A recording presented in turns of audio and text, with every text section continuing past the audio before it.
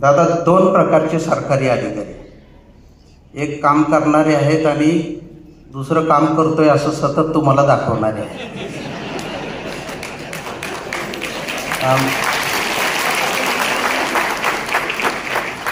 आणि आमचं मल्लीनाथ कलशेट्टी हा पहिल्या कॅटेगरीतला आहे, एवढं तर नक्की आता सगळ्यांना पडतं.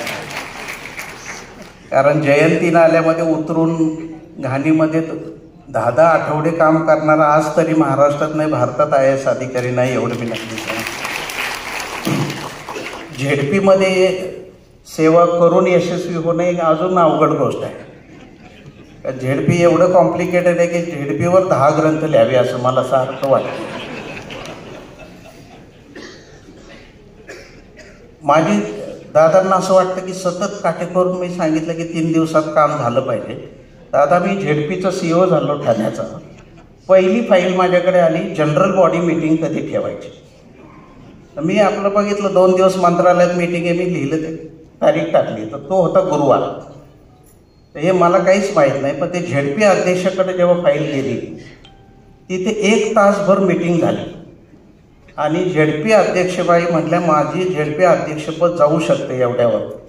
हे साहेब शाकाहारी आहेत, त्यांना कळत नाही, नॉनव्हेज खायच्या दिवशी झेडपी मीटिंग होती. आता हे काय मला काही माहितीच नव्हतं की हे असं गुरुवार वगैरे बघून काय, तारीख बघून काय टाकायचं असतंय. ते सरकार ॲक्च्युली तुम्हाला माहिती असलेलं आणि प्रशासकाला माहिती असलेलं वेगळं सरकार आहे. मी ॲग्रिकल्चरला थोडे दिवस होतो सुरुवातीला. कुठल्या तरी अशासकीय सदस्याच्या डोक्यात आलं की हे डिपार्टमेंट काय आहे, ते कुठली झाडं लावतंय, त्यांनी चारा देणारी झाडं लावली पाहिजे. आपले सरकारी लोकांनी 29 कॉलमचे होते, त्याच्यात 2 कॉलम वाढवले. एकूण लावलेली झाडं, मागच्या महिन्यात लावलेली झाडं, त्यातली जिवंत झाडं, त्यात जगलेली झाडं, त्याच्यामध्ये आलं चारा देणारी झाडं. पण त्यावेळी काय होतं, हे कॉम्प्युटर यायचे होते, त्यामुळे हे सगळी माहिती तारेने मागवायची. ती तार टाईप करताना त्या मंत्रालयाच्या क्लार्कने लिहिलं वारा देणारी झाडं.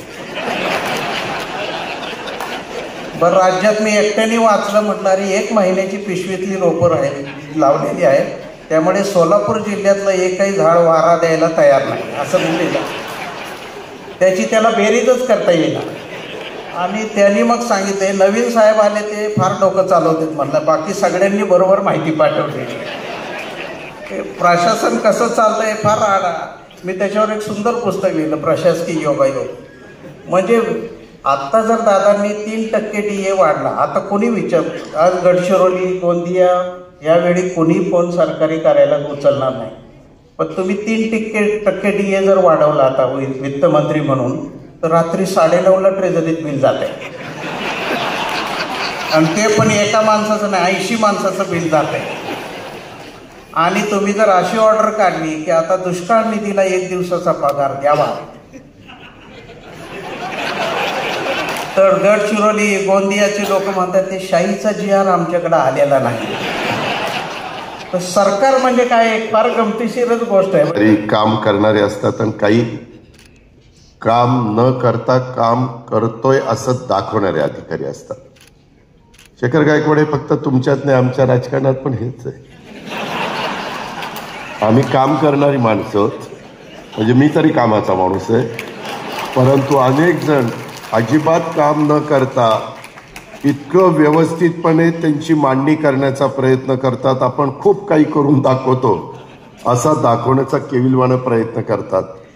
म्हणजे काही जण तर, मला इतका अनुभव आहे, आम्ही जर समजा तुम्ही सांगितलं की आपल्याला समई पेटवायची, तर मी येतो, मी समई पेटवतो, तो फोटो काढून येतं न काढू मला काही त्याशी घेणं देणं नसतं. परंतु काहींच्या लक्षात आलं ना, आपण समई पेटवलेले नीट फोटो निघाला नाही तर तो पुन्हा 30 मळवळी लावून धरतो आणि तो इकडनं खोडवतो, काढ. असे इतके प्रकार आमच्यात पण असतात. परंतु काय असतं, आम्ही सत्तेवर असतो, त्याच्यामुळे जास्त कोणी काही त्याच्यामध्ये बोलत नाही. त्याच्यामुळे फार काही आपल्यात आणि तुमच्यात भेदभाव आहे असं काही समजायचं कारण नाही.